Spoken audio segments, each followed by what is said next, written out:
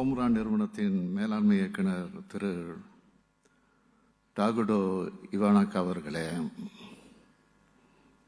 CA Tamil Nadu தலைவர் ஸ்ரீ வத்சம் அவர்களே,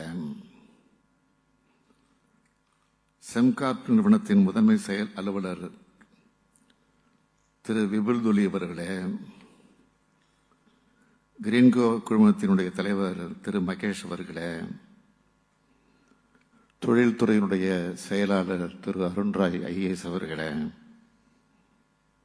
மேலாண்மை இயக்குனர் சந்தீப் நந்தூரி ஐஏஎஸ் அவர்களே, திரு விஷ்ணு ஐஏஎஸ் அவர்களே,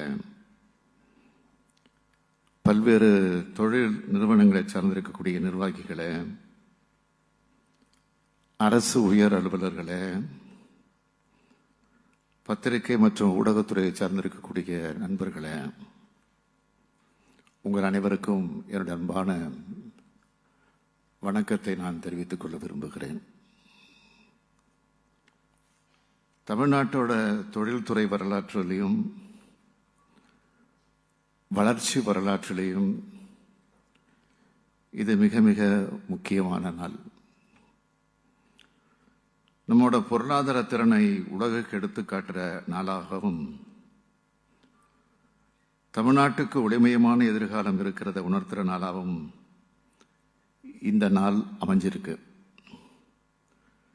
கடந்த ஜனவரி மாதம் உலக முதலீட்டாளர் மாநாட்டை நடத்தி இருக்கிறோம்.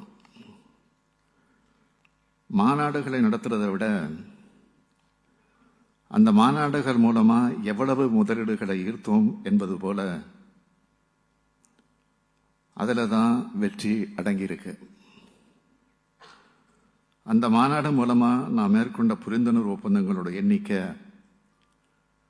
631.